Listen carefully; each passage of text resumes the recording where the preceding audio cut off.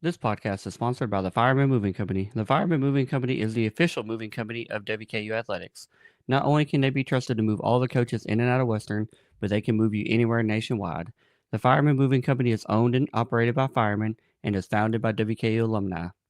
If you are looking to move sometime soon, give them a call at 270-791-1755 and get yourself a free quote.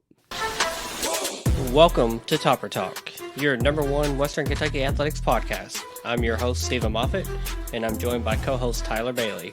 Hilltopper Nation, whether it's happening on the hill or on the road, grab those red towels, stand up and cheer, because it's up next on Topper Talk. All right, welcome back, and thank you for downloading and listening to another episode of the Topper Talk podcast. As always, we are your number one source for WKU sports news and information. We're the only year-round WKU podcast out there, and we're the only WKU podcast that covers every sport and every athlete at WKU. We are also a proud member of the College Huddle podcast community, and make sure you're following us on all of our social media platforms. Especially, I always recommend Twitter. That's kind of our main feed that gets updated in real time as news and information comes up relevant to WKU. Also, hop on over to our YouTube channel at Topper Talk Podcast over there. Make sure you're subscribed. You get notified every time we post a new video episode, which is with every audio episode. There's also a video presentation as well. If you're not already subscribed, head over there. And I've got Tyler with me, man. We've got another good victory to recap, man. You about ready to jump into her? Oh, you already know. I was born ready for this one. Let's go. But before we dive into the game recap of the Missouri State football game we just had last night, as we're recording Sunday night, we have to get caught up with our Red Towel wrap up, which catches us up with all the news and information we missed since we last recorded. So, Tyler, hit us with that Red Towel wrap up. All right, so WKU volleyball got a commitment from Alexis Kermode, a 6'2" outside hitter in the class of 2027. Yeah, that's a good pickup. Obviously, that's a junior in high school right now, so she'll have another, full year of high school eligibility to exhaust before we'll see her in the fall of 27. But a 6'2" outside hitter, that's really good size. Especially if you look at our current roster, we've got a couple of hitters that are 5'10", 5'11" right now. So just imagine adding another 3-4 inches to that, and you've got a good size outside hitter. Obviously talented, and just love to see that kind of talent choosing to come here to play for the legend, Coach Hudson, reloading. The Hilltopper Fieldhouse was officially named the Tim and Sarah Ford Fieldhouse. Yeah, a pretty cool naming. It seems like we've had several of those lately. The WKU Athletics Center being named after the Coons, the basketball coaching position being named after Miss Dixie Mahurin, and now the Hilltopper Fieldhouse being named after Tim and Sarah Ford. Tim, who played football here way back when, was a pretty good player, and then his wife, made a pretty significant contribution of $3 million for those naming rights. So, every bit helps in today's era of college football. All those naming rights and just any revenue we can secure and recognize people that are contributing to our programs. That's a huge, huge thing. And the field house should be opening in not long. I think next month is a ribbon cutting. So just a really awesome set of events for them. Got some sad news to pass along. Longtime voice of the Lady Toppers basketball, play-by-play announcer Barry Williams, has sadly passed away. Yeah, he was a legend within the WKU community. Called games for the Lady Toppers for 33 years, I believe it was. I forget the exact years it ran from, but 33 years worth of games called play-by-play, did over 1,000 games, and just was a great personality, a great person to be around, and just really, that was probably in the limelight of the Lady Hilltopper basketball days. I mean, he saw some really good players and some really good teams come through. So obviously, we hate to hear the passing of him. We send our condolences to his friends and family. Kind Coach Rardon and his 2012 team were inducted into the Iowa Western Hall of Fame. Yeah, I remember announcing that when it was, talking about it when it was announced a couple months ago.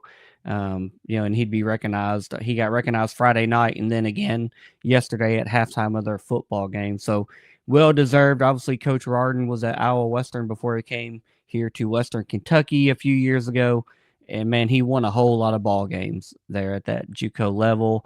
And that 2012 team, obviously being inducted, is a really special for him, and then him individually as a head coach and just how many games he won. That's just a really special honor for him and his Iowa Western team from those days. So big congratulations to Coach Rardon. WKU baseball announced the signings of the following players: pitcher Aaron Robertson, pitcher Zach Surup, and catcher Daniel Stewart. Yeah, every time I think we're about done filling out the baseball roster, there's a few more that trickle in. Obviously, those guys are already in school. School's been in session for over a month now, so those guys are already rolled. We've already known that we're going to be on the baseball team, but just the official signings being announced just, I guess, right before fall ball gets started. I know we've got a couple games coming up here soon, but congratulations to all those guys and welcome to the Hill. Got some WKU basketball news. They got a commitment from Gavin Murphy, a 5'11" point guard from West Jessamine High School. Yeah, an in-state kid. You love to see a Kentucky kid that chooses to stay here. I had seen that he got offered about a week ago, or was visiting at least. Got an offer and decided to commit. So definitely welcome to the Hill, Gavin. Huge honor to get that offer and then to choose to come here and play for Coach Plona.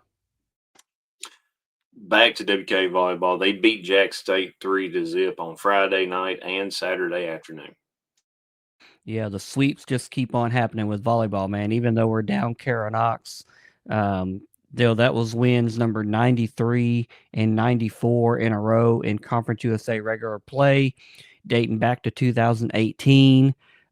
Just an insane run that we're on, especially with roster turnover, graduation, dealing with injuries this year, and Coach Hudson just keeps on winning. It's what he does. We've said for a long time, build the statue.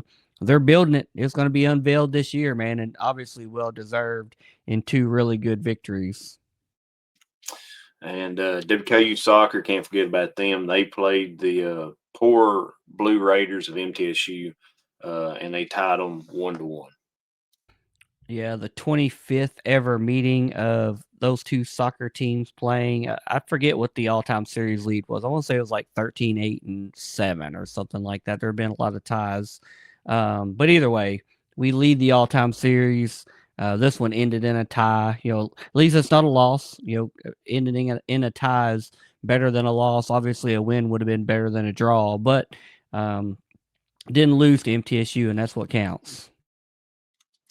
You dang right. And that concludes this week's episode of the Red Tower Wrap Up. Moth, back to you, man. Good stuff as always.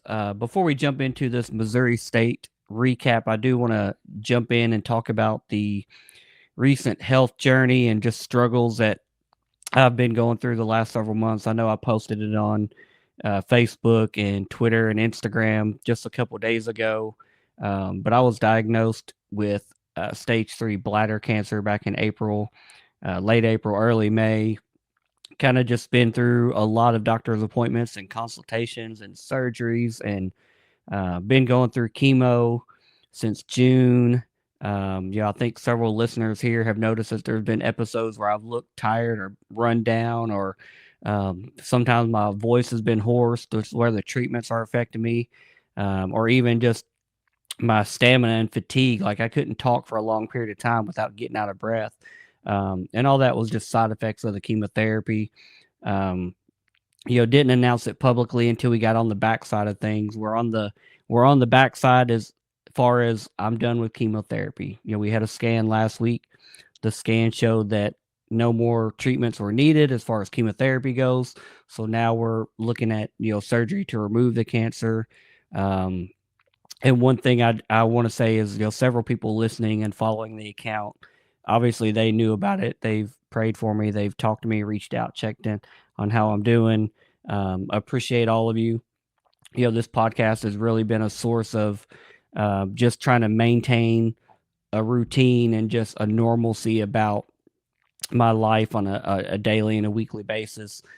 Some days it was hard, but we got it done. We've had our weekly episodes, not missed any episodes, and there's still some hurdles down the road with surgery and recovery and other things that we've got to take care of to be truly done and healed with this, and that might be a while. But the hardest part I feel like is behind us, and I'm glad to say that. I'm glad to share that, and I appreciate everybody that's reached out, commented, just checked in, and just continued to pray for me as I've went through that situation, and finally have opened up and shared it. But feels good to be on this side of it. I'll say that much. Um, not to bring the mood of the podcast down, but that's all good news. But now we got to jump into a recap of the game against Missouri State.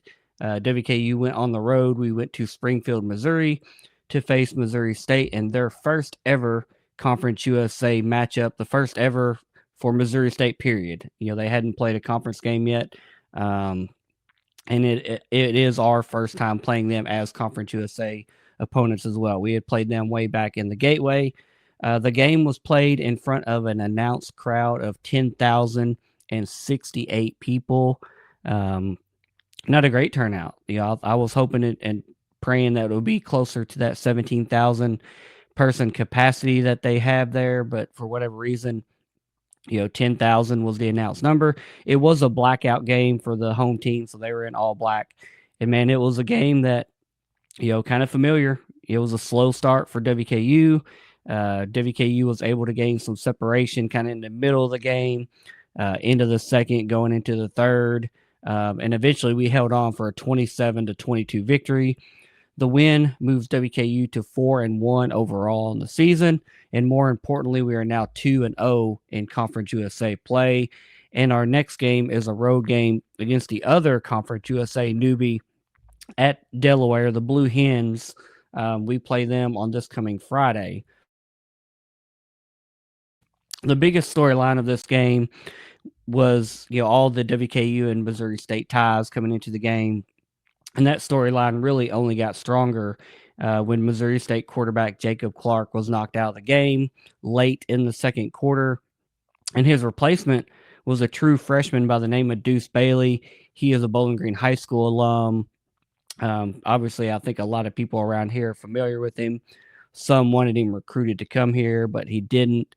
He's at Missouri State. It is what it is.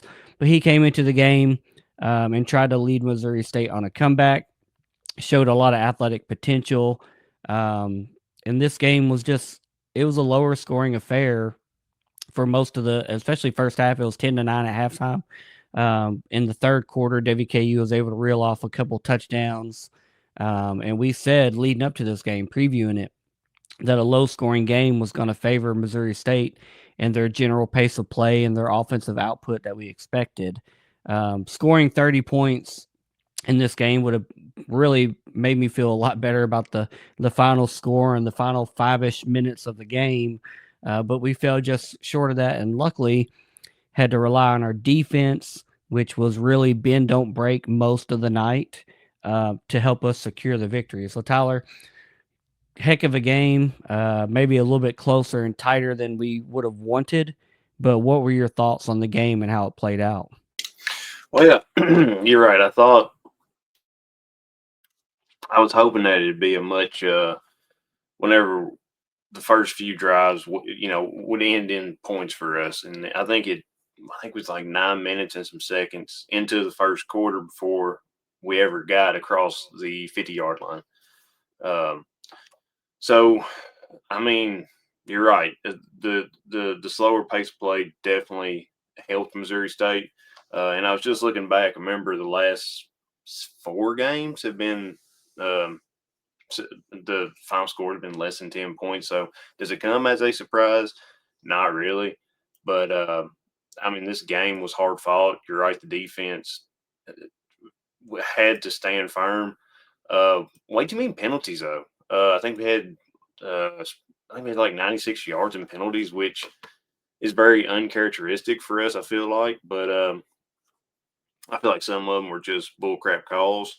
Um, but I mean, frustrating first half. I definitely thought we could have put more points up on the board. We should have put more points up on the board, but just untimely penalties, uh, incomplete passes. They got some pressure back there on Maverick, sacked him. So all in all, a good game, but very unclean and uncharacteristic of us. Yeah, speaking of that slow start, there were 0 points scored in the first quarter of the game. I mean, it was just a punt fest and feeling each other out offensively and defensively, what we were doing and what we need to adjust to. Missouri State did get on the board first. They hit a field goal on the very first play of the second quarter. WKU was able to respond immediately with a trick play, kind of a little reverse pass from Maverick McIver through a touchdown to Noah Myers. And the announcers were talking about him and Matt Henry both being wide open back there. Luckily, they didn't fight over it. Noah got to just waltz into the end zone. We added a field goal a couple drives later to take a 10-3 lead. And then Missouri State added 2 field goals before halftime to be down 10-9 at half. And right before the second quarter ended was when Jacob Clark took that hard hit. He was running along the sideline, trying to advance, get near the goal line. I think he was in the red zone even. And I think it was Jalen Wester that came down and delivered just a hard, shoulder to shoulder hit on him. Completely legal, wasn't called for targeting, wasn't reviewed for targeting. And unfortunately, it knocked Jacob Clark out of the game. He did not return, immediately went to the tent. Jalen Wester was also shaken up on that play. I think he came back into the game, though. But at that point, introduced Bailey, the Bowling Green High School alum, came in and finished the half, and then he came in after the half and finished the entire game. After halftime, Missouri State struck first with a 32-yard rushing touchdown to take a lead 16-10. And then at that point, WKU just kind of seemed to figure it out on offense. We scored back-to-back touchdowns with Lavelle Wright and the running game. And then we had to settle for a field goal early in the fourth quarter that was like on the 1 or 2 yard line. It was kind of frustrating because Lavelle got us all the way down to the goal line. And then all of a sudden we started passing the ball instead of letting Lavelle, power through into the goal line. It felt like that was just a no brainer. Um, you know, Missouri State was stacking the box. Don't get me wrong. It was a goal line defense, so it would have been tough, I would say, for him to power it in. But man, he has shown some strong running over the last couple weeks, and you got to at least give him a chance. He got us all the way down there. But I would have felt really good about getting 7 there instead of 3. But at that point, it was 27-16. Missouri State did throw a touchdown pass to make the lead 27-22. Then they attempted a 2-point conversion to make it a 3-point game. And ultimately, they failed. There was a penalty. They got to retry the 2-point conversion, but both of those failed. WKU got the ball back with, I think it was around 4 minutes left, and we were able to salt the game away, pick up a couple first downs, run the clock, let Lavelle and the running backs do their thing. And all in all, they had a really good night, and I can't wait to talk about it when we jump into stats and grades, etc. But Tyler, what were your thoughts about just the game and just how it ended and just being a little bit tighter maybe than expected? Well, I know ESPN said, their sideline reporter said that Jacob Clark just got the wind knocked out of him. But you got to think you get knocked out right before halftime. You get the wind knocked out of you. I get that completely. Hopefully he's not hurt seriously though, because you honestly think if that's your number one QB, if he was once he get that wind back in him and he felt good, you put him back out there. But hats off to the team for containing. They definitely worked on keeping Jacob Clark inside the back there in the pocket. He's passer. He gets knocked out. Introduce Bailey, who can show he can escape the pocket. He's very evasive. He did that little skip move to miss one sack, but um, all in all, I think the team played great. There we did give up some big plays, but and there's two TDs they had that got called back for holding, thankfully. But all in all, it's a good game. Very sloppy on both, for both teams. But I'm glad we got out of there with a win. Yeah, after the game, the Missouri State bunch was complaining about those two calls that were called back for holding, and I was like, guys, there's video evidence. It's in 4K. Like you can't deny that there was a holding play, and your runner got the edge, and that's why you scored the touchdown. So I get it. If we had points, called off the board, I'd be mad about it too. But a hold's a hold's a hold. So jumping into some stats. Maverick McIver returned to his normal good game self. 26 out of 39 passing, 317 yards, just one touchdown pass, no interceptions. Lavelle Wright, the leading rusher, 10 carries for 91 yards and two touchdowns. Should have been three. I'm going to die on that hill, man. We should have gave him the ball again on the goal line. Should have been three touchdowns, but a 9.1 yard per carry average. That boy, he should be running back one, in my opinion. I love Marvin Parrish. Think he's a great and talented true freshman running back. But man, the last two games, Lavelle Wright has shown he is just powerful. Heck of a runner. George Hart also had 3 carries for 35 yards, 11.7 yards per carry. Really good rushing effort from the team. Matt Henry was our leading receiver as far as receptions and yards go. He had 5 receptions for 73 yards. Noah Myers added 3 receptions for 68 yards and that one touchdown on the trick play we touched on earlier. And then Katie Hutchinson also had a very productive game, 3 catches for 44 yards. Just a lot of guys caught a lot of balls, man. It was a good offensive game. Kind of crazy looking at the stats and the total yards, and the fact that we only ended with 27 points is a little surprising. I feel like we left some meat on the bone, as I like to say. Tyler, what are your thoughts on the offensive stats and anyone else that jumped out at you? I mean, when was the last time you've seen so many direct snaps in a Western game? It one don't come to my mind. Smart, but it's just not used to seeing it. Marvis Parrish, he had 9 carries, 20 yards. He also had 5 receptions for 38 yards. Cameron Flyers, 3 receptions, 33 yards, and Quincy Burrows, 3 receptions for 28. Lavelle Wright, one reception, 13 yards.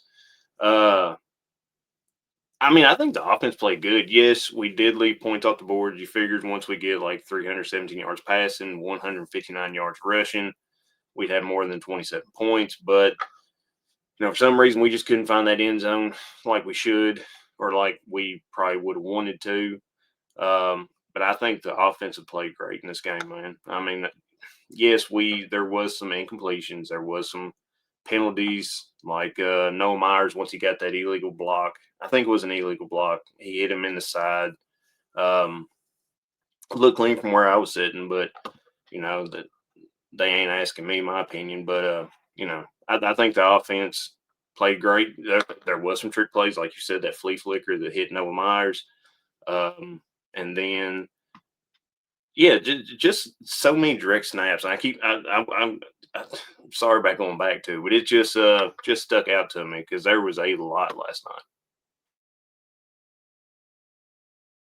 Yeah, and then on the defensive side, the leaders for the game, just looking at total tackles here. Harper Holloman was our leading tackler. He had 5 total tackles. 4 of those are solo, with 1 sack and 1 tackle for loss. Then Jalen Lewis also had 5 total tackles. I think 3 of those were solo. Actually, just backspace a couple of those. I still had last game still on there, but it was one of those games where last game we had Anthony Brackenridge that had 11 tackles, and we don't have a double-digit tackler that often. It just doesn't happen. And this is another one of those games where 5 tackles, 5 tackles, 5 tackles, 4 tackles, 3 tackles. It was just more of an overall team effort in this game. And that's kind of what I like to see. I don't like to see a defense that is dominated by any one single person. Now, we had several tackles for loss early in the game when it was still Jacob Clark. Once we knocked him out and Deuce got into the game, like you said earlier, he was elusive. He was hard to bring down. A fast athlete, heck of a runner, and then not to mention that the turf out there was just like running on ice. I mean, you couldn't get your footing, and if he made a juke or a spin move, I mean, it was hard to plant and change directions and get to him. But defensively, man, I was real happy with how we performed. Most of the night was bend don't break. They did have that one long rushing touchdown, and then that passing touchdown was just an amazing one-handed catch. That's what it was. If you haul that one in, hats off to you. Heck of a throw, heck of a catch. But for the most part, our defense was really bend don't break, and really proud of their effort, and just continued getting better, cleaning up, holding someone to 22 points. That's going to win a lot of ball games in Conference USA. We just offensively have to do our part and score more than that. 30 plus, my magical number. It always has been, always will be. But man, I was really proud of defensively how we responded after a couple tough games versus Toledo and Nevada. Tyler, what stood out to you on the defensive side of things?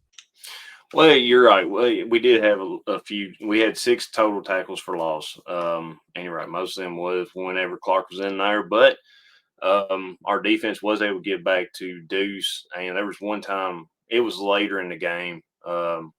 He kind of rolled out to the right, and pressure was on him. He couldn't go forward. It just kept kind of backspacing, and he threw the ball. And it wasn't incomplete, but I think that was when they went for field goal. But I think defense, they you're right. They did the bend don't break. They didn't really break. Anthony Brackenridge had 5 toe tackles, 2 solo. He had 1 pass deflected or pass defended. Jalen Wester, 4 toe tackles. 3 solo. Ali, he had 1 tackle for loss. You had Ryan Philo, he had one tackle for loss. Machiavelli, 1 tackle for loss, and Jordan Donald, 1 tackle for loss. You're right. Whenever I looked up the stats and saw the toe tackles and solo, a bunch of them are grouped together, and that's crazy that your top 3 tacklers had 5 total tackles, and then your next 2 had 4. It was a very, very team-wide defensive play here, and that's something that I'm always going to like seeing. And then quickly looking at the special teams, man, they just did what they always do. John Cannon, 2 out of 2 on field goals, perfect on extra points. And then Cole Maynard, 5 total punts, 255 yards, 51 yards per punt. Jack Cassidy, kickoff specialist. I think he had 1 kickoff that was returnable. The rest of them went out the back of the end zone. So our guys with their legs, man, just doing what they do. And you love to see that, Tyler. What about those special teams guys? Well, yeah, I ain't got nothing bad to say about them. John Cannon doing John Cannon things, and Cole Maynard. I wish my only complaint is I wish he would have had maybe 2 to 3 less punt attempts. I would rather got points, but he had 1 sitting in the 20. He had the long of 56. He had 1 touchback. Cannon, his longest field goal was 26 yards. And then DeMarco Williams, he had 2 kick returns, total of 33 yards. His long was of 20.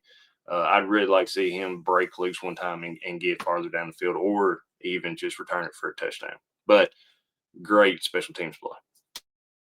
Heck, hard for anybody to break away on that dang turf, that dang ice turf, man. Next up, jumping into our keys to victory recap, just both of us going down our list and just saying if we did or didn't hit our key to victory. Tyler, your first one was win the battle in the trenches. How did we do?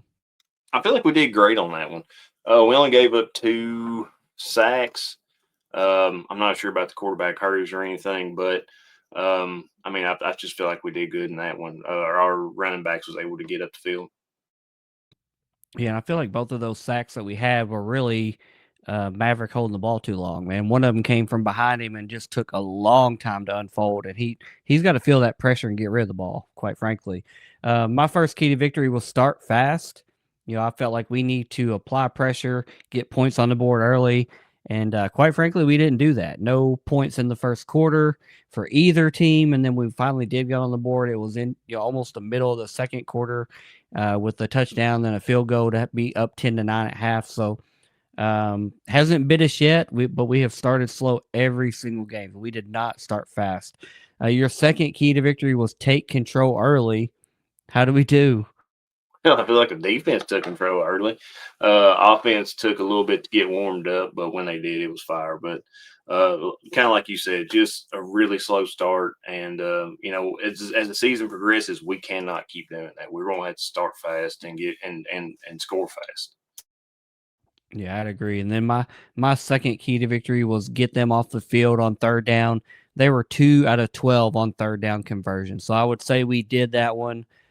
Even though at times it felt rough, as much as they were running, they had a pretty good running game, and especially when Deuce got in there, it took a little while to figure him out and contain him. But 2 out of 12, I mean, that's an awesome way. That's getting them off the field, and really hats off to our defense. Your third key to victory was limit the big chunk plays. How did we do? Well, I guess Lawrence was able to get some big plays. And his longest run was 32 yards. Deuce Bailey, his longest run was 20 yards. And then you look at Dash Luke. I think the game before he had over 100 yards on like 9 receptions or something. He only had 3 receptions, 71 yards, but his long reception was 44 yards. So we didn't really do. I mean, we did good, but we definitely could have limited some of them more. Like you mentioned earlier, luckily 2 of their big chunk plays were called back because holding, you can't do that. Bring it back. My third key to victory was to win the turnover battle, and it ended 0-0. So we didn't win it, but we also didn't lose it and just cough the ball up or throw, dumb interceptions that could go the other way. So I'll take a draw on that one every single day of the week, if we're putting up a 0, especially. Now jumping into the key indicators for this game, like we do every game. First downs on the game, WKU had 25, Missouri State had 21, so advantage WKU. Third downs, WKU was 4 out of 12. Not, usually we're pushing 50%, maybe a little higher. So obviously that lends itself, like you said earlier, to Cole Maynard punting the ball 5 times instead of only 2 or 3 would have been more drives extended. But Missouri State was even worse. They were 2 out of 12, so advantage WKU. Total yards, WKU had 476 total yards of offense, while Missouri State had 404. Advantage WKU. Turnovers 0-0. Draw there. Penalty yardage, man, it was yellow flags everywhere all game. Both teams, both of us could make a case for just poor officiating. I mean, there were several calls, even reviewed calls, the targeting that wasn't looked at. Um, both teams definitely had the right to say, golly, what's going on? But WKU had 9 penalties for 94 yards, very unlike us. And Missouri State had 8 penalties for 70 yards. So advantage Missouri State, but man, it was ugly both ways and just sloppy. And then time of possession, WKU had the ball for 31 minutes and 28 seconds, while Missouri State had the ball for 28 minutes and 32 seconds. So advantage WKU, almost a clean sweep of all the key indicators, but close, basically down the line, which kind of lends itself to that close final score, 27-22. Now jumping into grades for the game, Tyler, what do you have for the grade for the offense versus Missouri State?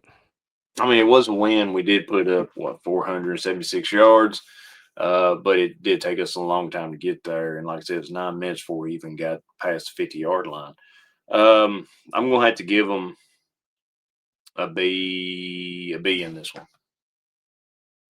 Yeah, I'm gonna give them a B plus, and it's really only hinging on the fact that we didn't do anything in the first quarter, like literally nothing. And at some point, as we get into conference play, if that continues, it's gonna bite us. We're gonna dig a hole. Somebody's gonna put up 2-3 touchdowns before we decide to get going, and we're not gonna be able to dig out of that hole. We've been lucky that we've been able to, except for Toledo, overcome those slow starts. But overall 476 yards, love to see it. Would have loved to see more points, obviously. But we've got to start earlier, man. I don't know what we need to do to jumpstart the offense in the first quarter, the first or second drive. But the slow starts have got to go away. But I'll still give them a B plus overall. Good game. Tyler, what about your grade for the defense? I mean, we held them 22 points. We did give up 404 though, but we did hold them to 2 of 12 on third downs. So I'm gonna give defense. I'm gonna give defense an A minus on this one. Yeah, I'm gonna give them an A. I mean, holding any team to 22 points is going to win us a lot of ball games, and our defense has been pretty solid in that regards. I know there's been, the Toledo game we complained about tackling and angles, and just slowly the Nevada game it got better.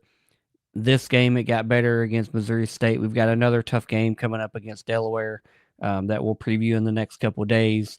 I feel like the defense continues to take steps forward and get better and just tighten up and clean up things that weren't good against Toledo and things that weren't good against Sam Houston. I mean, we saw some big runs busted. We had a couple this game, but there were penalties. They were called back. So doesn't count if it comes back with yellow flags on the field. But defense definitely gets an A. I love to see them getting better and better each game. Tyler, what about your score for special teams? Special teams getting an A. Like I said, I just wish Cole wasn't out there so much, but the special teams getting an A plus.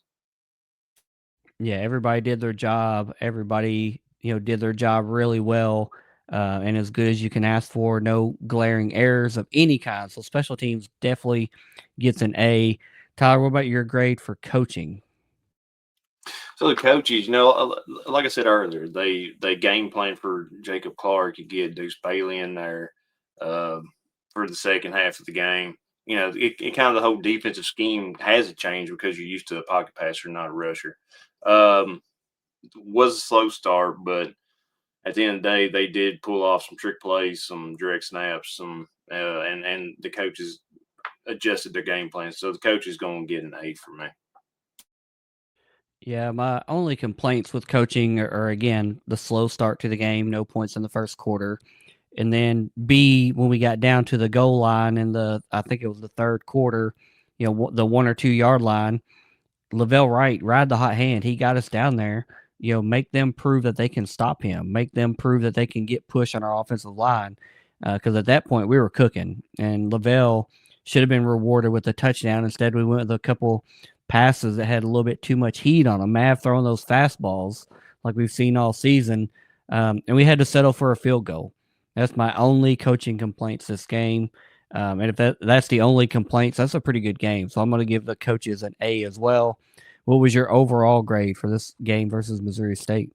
So in this one, we had 9 penalties, 9 4 yards. Like I said, I'm not going to pin that on the offense or the defense because both of them committed it. But I will say I'm going to put it here into the overall.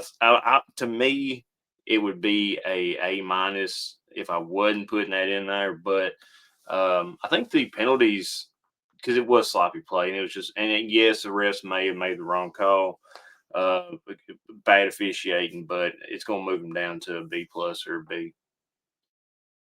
Yeah, I'm going to give them a B as well. Just a little bit more offensively for me would push that up to an A. I feel like we've kind of beat that drum. We beat that dead horse all episode that the slow starts are not a good look. And it's been, at this point, it's a pattern, 5 games into the season that, we've been able to overcome, except for the Toledo game where turnovers were involved and other things. So I think a B is a fair grade overall. It was a good win. Nice to move to 2-0 in conference play this early in the season. Tyler, who have you got for your player of the game versus Missouri State? I'm going to go with Lavelle Wright on this one. Yes, Maverick, you completed 26-39, 317 yards. Great stats there, but Lavelle came in clutch, and I'm going to go with him. Yeah, I'm going with Lavelle as well. And, I've said it on Twitter, I think, during the game, and I think I said it on the message boards during the game. He is making a heck of a case for himself to be running back one.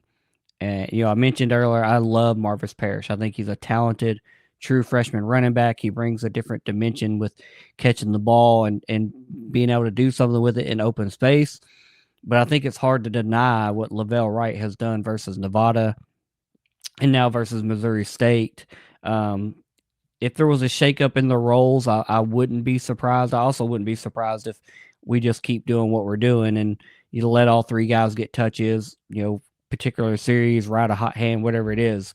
But I definitely think Lavelle is earning more carries every single game, and I'm loving what he's bringing to the offense. He's staying healthy. Had been told all spring and fall that he's a monster. Whoever has to try to bring him down, good luck. And he proved that with 91 yards on 10 carries, a 9+ yard average per carry. We haven't seen that in a while from somebody with 10 plus carries. George Hart also had a good game. Maverick had a good game. Noah, KD, Matt Henry. I mean, several guys had great games, but Lavelle literally put us on his back, had 2 touchdowns, should have been 3. Dying on that hill today. I'm sorry. But I'm just glad we got out of there with a win. It did kind of grind down at the end when they settled for that or went for that 2-point conversion. It would have been tight. They might have went for an onside kick at that point. They could have kicked it away too. But either way, they would have had a decision to make if they were within 3 and trying to get the ball back for a chance to kick a tying field goal or a winning touchdown. I'm glad our defense stepped up, held them, kept them all out of that 2-point conversion, and then our offense was just able to salt the game away with that running game. And I think if we can continue to lean on that more as the season progresses, we're kind of finding our footing in that regard. It stepped up in the second half versus Nevada. It was good the whole game versus Missouri State.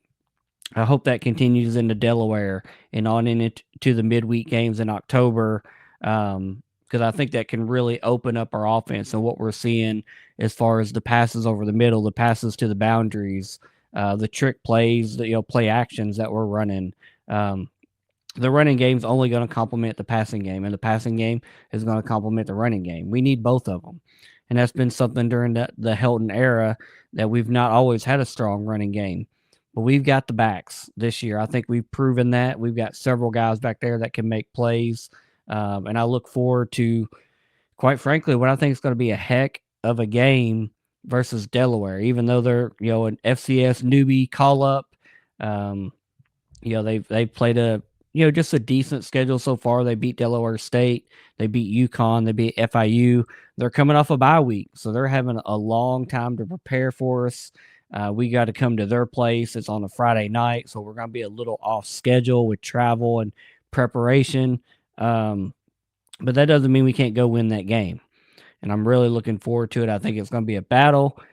Glad we got this one, moved to 2-0 in conference play. We control our destiny right now, one game at a time. Just go out there, win the day, and then move forward to the next one. Tyler, hit us with your final words and then take us on out of here. Yeah, our quarterback play through Helton there has been just phenomenal. But you're right, we do need a running game, a strong, powerful running game that keeps defense honest, so they can't just drop guys back in the backfield and force us to throw bad passes or bad reads. So it is exciting to see the run game finally get put together. I think our running backs this season are very talented, and I'm here for it. But we move into Delaware. Look forward to them. I didn't even know honestly that Delaware had a football team. You just never hear nothing about them. But they lost to Colorado 31-7, beat UConn, which that's I think this next game is going to be a big one. Of course, this is the most important game. It's the next one, but I think our team is playing good. The only thing, like we've harped on this whole episode, is I wish we could get a faster start and put points up earlier the entire game instead of just 3 quarters or 2 quarters. But yeah, I mean, I'm looking forward to previewing this next game and just seeing what we can find out. But I'm off. Hey, also, I am going to keep an eye on Ryan Beard because the dude is a good coach. Seems like a good guy, and you never know what they may get cooking over there in Missouri State. So it will be something to keep an eye on. But Moff, who has it better than us, man? Nobody, buddy. You know it. You know, go Tops, y'all. Go Tops. Later, guys. See you.